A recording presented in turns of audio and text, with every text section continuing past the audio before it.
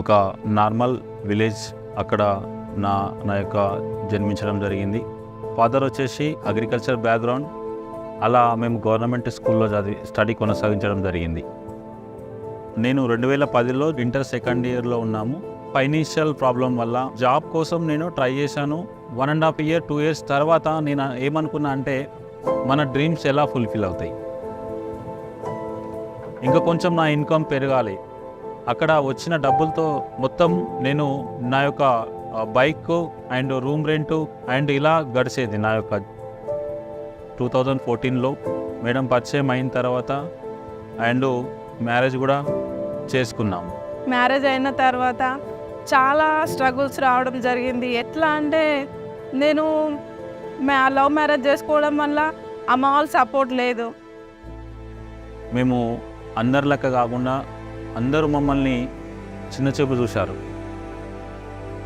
చూసిన తర్వాత మాకు అనిపించింది ఇవన్నీ కంప్లీట్గా వదిలేసి ఏదైనా ఒక వర్క్ చేసుకోవాలి. అప్పటికే మా మేడం ప్రెగ్నెంట్, అప్పుడు ఖర్చులు వెళ్ళేటివి. నా ఒకటే డ్రీమ్ ఉండేది. ఎందుకంటే నేను లవ్ మ్యారేజ్ చేసుకున్నా, మంచిగా చూసుకోవాలి, ఖచ్చితంగా చేసి చూపెట్టాలి, వాళ్ళందరూ ముఖం మీద కొట్టినట్టు నేను పని చేసి చూపెట్టాలని చెప్పేసి అనుకునేవాడిని. నేను అనుకున్న పాల వ్యాపారం స్టార్ట్ చేసిన.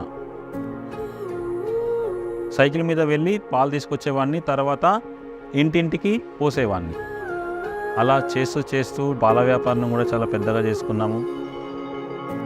ఇద్దరం కలిసి చేసినాం కాబట్టి మంచి అక్కడ కూడా డబ్బులు రావడం జరిగింది. నేను అనుకున్నా ఇంకా కొంచెం ఏదంట్లో ఇన్వెస్ట్మెంట్ చేసి కొంచెం ఎక్కువ డబ్బులు సంపాదించాలని. అట్లాంటి సిచ్యువేషన్లో మేము క్యాబ్ కూడా పర్చేజ్ చేశాము, డ్రైవర్ని పెట్టి అక్కడ పెట్టాము. కానీ అక్కడ కొన్ని రోజులు మాత్రమే నడిచింది, 1-2 months. తర్వాత అక్కడ లాస్ రావడం జరిగింది. ఈ డబ్బులంతా అక్కడ కట్టడం జరిగింది. ఇక్కడ డైరీ నష్టం రావడం జరిగింది. మళ్ళీ సెకండ్ పాప పుట్టింది. 2 పిల్లల మెయింటెనెన్స్ చూసుకోవాలి, మా ఇంటి ఖర్చులు, ఇవన్నీ ఎలా తీసుకుంటూ తర్వాత మేము ఆటో ఇట్లా తీసుకోవడం జరిగింది. సేల్స్, డబ్బా ఆటో, ఐటీసీలో వచ్చే ప్రొడక్ట్స్ మొత్తం ఇట్లా సేల్ చేయడానికి కావలసిన మెటీరియల్ దిగ తీసుకొని అక్కడ చేయడం జరిగింది. మొత్తం విలేజ్ వాళ్ళు, అక్కడ రిలేషన్ వాళ్ళు చూసి వాళ్ళు ఏమన్నారంటే చీప్గా చూసేది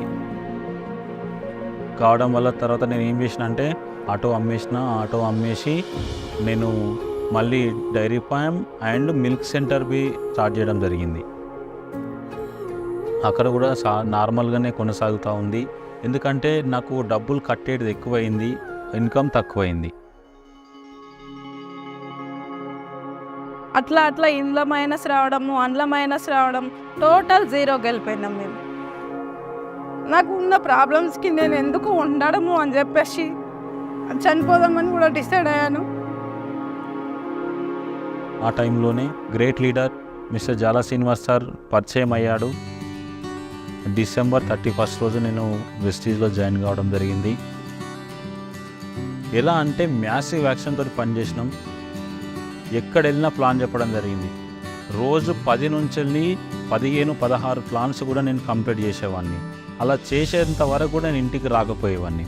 1 monthలోనే స్టార్ కంప్లీట్ అయింది నాది. 4-5 monthsలోనే మళ్ళీ డైమండ్ డైరెక్టర్ 90,000 రూపీస్ చెక్ కూడా అచీవ్మెంట్ అయ్యాము. ఆ తర్వాత నుంచి వెళ్ళి అలా చేస్తూ కారు కూడా తీసుకున్నాము. ఇక్కడ వర్క్ చేయడం వల్ల మనము మన డ్రీమ్స్ అచీవ్మెంట్ చేసుకోవచ్చు అనే నమ్మకం నాకు రావడం జరిగింది. చేస్తే వెస్టేజ్ చేయాలి, లేదంటే లేదు, వేరే వర్క్ అయితే లేదు అని చెప్పేసి మేము ఇద్దరం కలిసి ఒకరోజు డెసిషన్ తీసుకున్నాము. హైయెస్ట్ పిన్ డియూసిడి లెవెల్ అచీవ్మెంట్ చేసిన చాలా హ్యాపీగా ఉంది. మా లైఫ్లో చాలా చేంజెస్ వచ్చినాయి. చాలా టైం కేటాయిస్తున్న ఫ్యామిలీకి.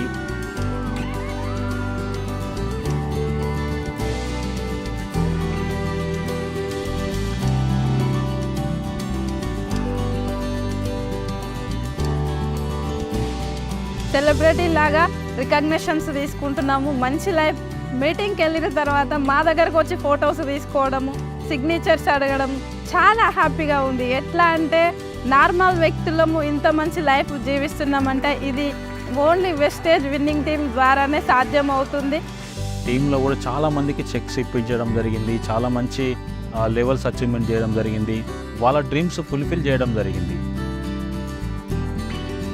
Thank you Vestige, thank you winning team, thank you appliance. Great Vestige and winning team మాకు ఇంత మంచి లైఫ్ ఇచ్చింది. మంచి ఆపర్చునిటీని ఎవరు వదులుకోకండి. ఇది ప్రతి ఒక్కరికి సాధ్యం అవుతుంది. మీరు మీ వల్ల వందల ఫ్యామిలీలు కూడా మంచి లైఫ్ను లీడ్ చేయగలుగుతారు. నా పేరు మన్నే మనోహర్, వీఆర్ ఫ్రమ్ గజ్వెల్, తెలంగాణ. నా పేరు శ్యామల, మాది తెలంగాణ గజ్వెల్.